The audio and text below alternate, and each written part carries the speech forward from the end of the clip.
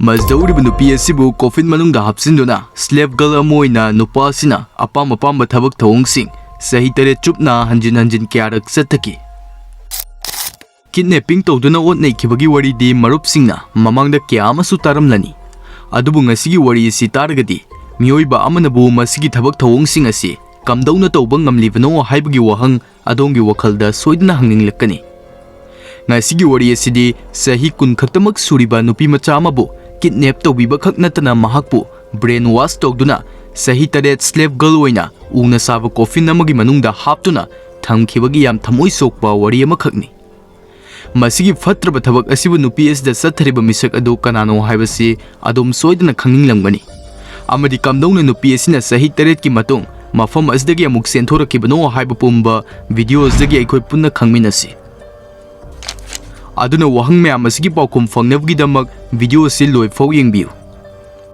amadi channel asda ahanbo oirgadi subscribe tawshinbiduna pukning thogatpiyo haizari wari asi 1977 sahi asdagi horaki matam asda sahi kun khaktamak suribi Collinstein America gi New York City da lerami nongma California da leiba mahaki marup amagi birthday party yaurunaba mahak yumdei thoraki mahaki journey asi 500 km mukni mahakne khanki madudi mahakne satoriba mafam adu fauba leaf loduna satlage haibasini marup sing aikoina khara lap mafam ama line da satpa taragadi gari sinduna satpa si taunei masidi mahusani masibo aikoina hitchhiking hariga khangnei amadi mamang da su Collinna sumna kyarak satkrabani adubo handak satoriba journey asina mahakpu amambagi sangsar amada pugadauri haibasidi Collinna khangjaramde numit adu me 18 ni mahusagum numit asisu yam fazana horaki amadi atienba lambigi leaf ani masu Collinna lawkhrabani nupi macha asi karisu khanba tawduna leaf amadagi ama asumna mathang lawduna journey asi makha satharaki mato asumna leaf ani amaga lawrabagi tungda lambigi sidaida Collin leptuna atoppa gari lakpa ngaijarami ngayaki matung higok masugi behen ama thorukliba du urami masibu mahakne khut khatuna su khamjaki mazdagi behen adu Collin gi manakta khamlakki matamasda behen adu naha oriba yengbade yam chamba manba nupa amana thoramba adu mahakne suba fangjaki behen thoriba nupa sigi icham jaba manba maithong asigi marumda yam tamthiba saon ama lotuna leiri haibasi mahakna di khangjakidi amadi aikoina su hek yengba matamda ahanbada masigi nupa sidi icham chambani haina aduma khangani masima Collin su oiki karisu khantharuba tawdana Venus da kakhatkirami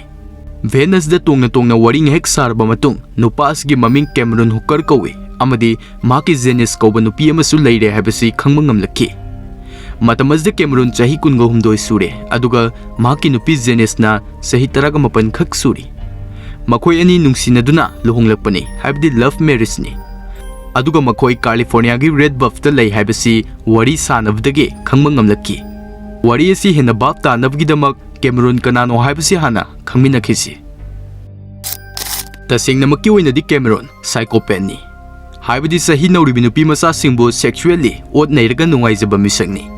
mahaki lamsat asi mahaki nupi oriba Janice nadi munna khanglami maramdi mahaki mapuroibana mahakpo hojik haijakriba adugumna sahi kya mangdagi mangonda sathaduna ngasi fau laklibani amadi Janice na mahaki nupa asibo thamoi sengna nungsirubana mahakpo tamthina wonnairabasu mahaki manakta dumak lengdana leiribani Janice nadi makhoigi oiba ngang ama leiba pamjarami adubu masda Cameron na shirt ama thamlaki madudi karigumba ikhoi anige angang lehense harigadi sahi nauribi amadi masak matau fajabi nupi macha ma kidnap tawba matamda mating tau haibasini masda Cameron na mahaki nupi da wasaktuna su haiki madudi nupi aduga iga kaidonungda haksangi mari thamloi haibasini masda Janice macha uningba kaubunina mahaki nupa na hariba slave girl thamba haibasida ayaba pikirami warida muklak labada matay manaw anina masak mataw fajabi nupi macha ama thiraklibase matam sanglagli aduna numit asda Collin thengnabadai makoigi manglan mangfawna dawre maramdi Cameron na Collin bu tasengna pamkhirami matang asda makoi ahumni leiribase Collin Cameron amadi Janice masda Cameron amadi Janice matay manaw ani asigi oinadi khwai nungaiba numit haibdu oiribani masda nungaitribase sumnatagi Collin khaktani maramdi Cameron gi oinadi mahaki aningba pamba thunggadawre haina haraujaba amadi Janice ki oinadi mahakki masa fangadaure haina harauzaba matang asda waribase subnatagi Colin khaktani Marup Singh Colin na makoi gi gari da tonglingai Cameron amadi mahakki nupi makoi anida Colin na sing nakigadoba thawang amata ulamde aduna van aduda Colin yam nungaina tongduna chalammi Cameron na van adubu petrol pump amada khamlammi aduga Colin bu fresh up tawrunaba harakhi Colin na washroom changkhringai matai manau ani plan tahunabagi matam fanglammi mataw asumna petrol pump dagi thoraktuna journey ase makha satharakhi amadi Cameron na van adubu gari latna thaunaba yam chikpa lambi amaromda thorakhi majdagi khanghaudana van adu khamki amadi Cameron na Colin gi ngakta thang thamlakhi asumna Cameron gi asengba saktam uthorakhi matang asda Colin kari no tawribase haina chamamnari amadi kari tawgani haiba khanglamde masigi matung Cameron maki nupi gi matenga loinana nupi asina tawrokpa matamda tadanaba ugi box ama semlammi aduga madubo Colin gi makokta hapsillammi amadi mahakpu chawkri da thaurina punsinduna van gi maningda lok tawsinduna thamkhirammi majdagi Colin bu makhoi anina yumlomda puraklammi amadi majdagi ni Colin bu mentally physically otnei ba horak tawribasi aduga Colin birthday party chatpading hek thamkisi mafam asda chahi kya awaba seithing kya mayuknaba taribani makhoi gi yum yoksilaklaba matung thinthaba tawduna Colin bu otnei ba horakhi Cameron na Colin gi firol sing segaiduna lawthoklammi amadi fi thongdraba Colin upai leitana kapsakhi masina su loidre mahak pu thaurina pungkhatuna tamthina otnei ba phuba asina chingba kya ma horakhi matam asda Janice momon minok tamduna tawriba dubu yengduna leiri asengbagi oina su Janice haraufam thoi maramdi ngasi haiba numit asdagide mahakki nupana mahakpu otnei raroi hawjikti Colin slave girl oina laklabanina mahakki oina de khwai nungaijaba numit haibdu oiribani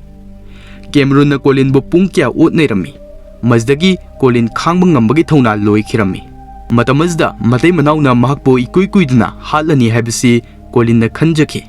pung kya otnei raba tungda Cameron na Colin bu una semba ku amada hapsillammi aduga marup sing mataw asumna nungtigi sathadawribani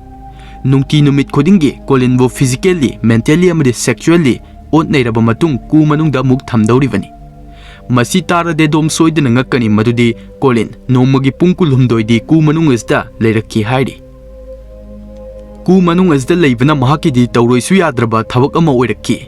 asumna otnei ba si sahi halakle aduna hujikti Colin Cameron da surrender toba tare mahakki thawong asda mahak sodum inba tarammi haurakpadadi Cameron na yumthangnaba singna Colin gi khonjel taba ngamdanaba haiduna fi sizinaduna machin menchillammi adubu matam sangna otneirakba amadi aki ba thaudok-sing khangkibana hojikti machin mensindrabasu khonjel thou yakhidre majda Colin na si wakhal choire haibasi aikhoina khangba ngammi masimagni Cameron na pamlibasi matamasdadi mahangna haibagi inba asumna oirakki atopa amadana Colin fibam amada leiri nakan amada mahakki parents na mahakpu thibda awaba moiri makhoigi masanupi adu hinglibra natraga sikraba haibasi fauba khangba ngamdri Colin mapung fana brainwash tawraba matung Cameron na topa khongthang amamuk paikhatki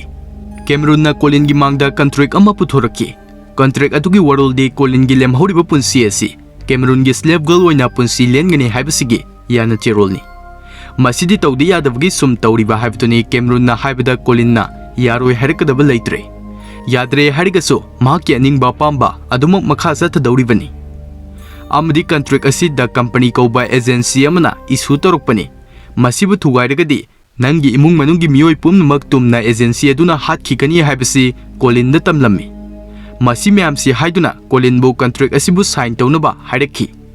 amadi nangi family da awaba ta haningdragadi legal oina aigi slave girl oiduna leiba sida nahak yafam thoi haibasi hairakhi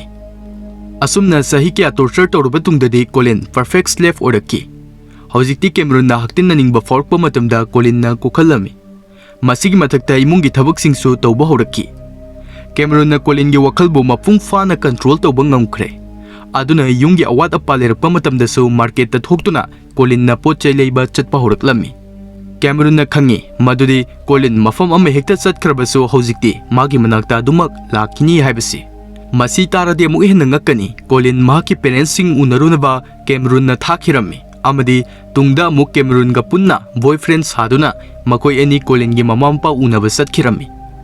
Masdagi hendoraktuna Colin job tawbagi ayabasu Cameron na pirami.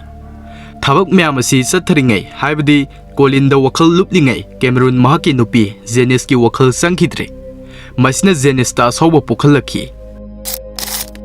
Masiga loinana matam amada mangonda Cameron na thamkhibo wasak aduso hojikti kaikhre haibadi Colin ga sexual relationship thamloi haibaduni. Asumna sahi khara amuk leiraba matung mapuroibagi thawng asda Janice makha tana khangduna leiba ngamkhidre. Aduna mahaki nupadu revenge lautuna sathariba pumnamak asibu loisilage haibasi khalakki. Janice na Cameron laitringai Colin bu unarammi amade nanga Cameron ga yanakhiba contract ado fake ni haibadi sasinabani. Mahaki aningba pamba khuding sathaba yanaba nangonda namthak tawribani haina tamlammi.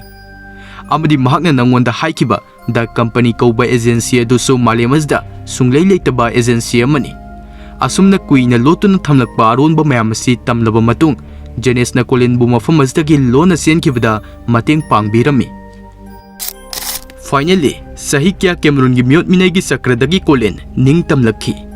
Mataw asumna Colin mahaki parents ki manakte yoruklammi amadi wari pumba tamlammi. Masdagi police te complaint torami hojikti case asigi damak court awayal sathaba tare. Court manungda Janice na magi nupagi thawong pumnamak sithadana tamlammi. Cameron gi mathakta witness pirakliba testimony asi guilty ore khangbadagi Colin gi justice court ki fangjaki. Cameron magna tawjikiba maral asigi damak mapunsi chuppa kaisum sangda leibage fadok ta akhirammi. Aduna marupsing malemasda ikoina uriba khuding achumba nate haibasi masigi wari asina takli. Icham chamjaba manba nupa asida thajaba thamduna gari eduda tonglubadagi Colin gi punsi asumna oikhribani. Masi thamjarga ngasi koinadi mayambu tikke facts na kaina nabagi tanja do lawjari.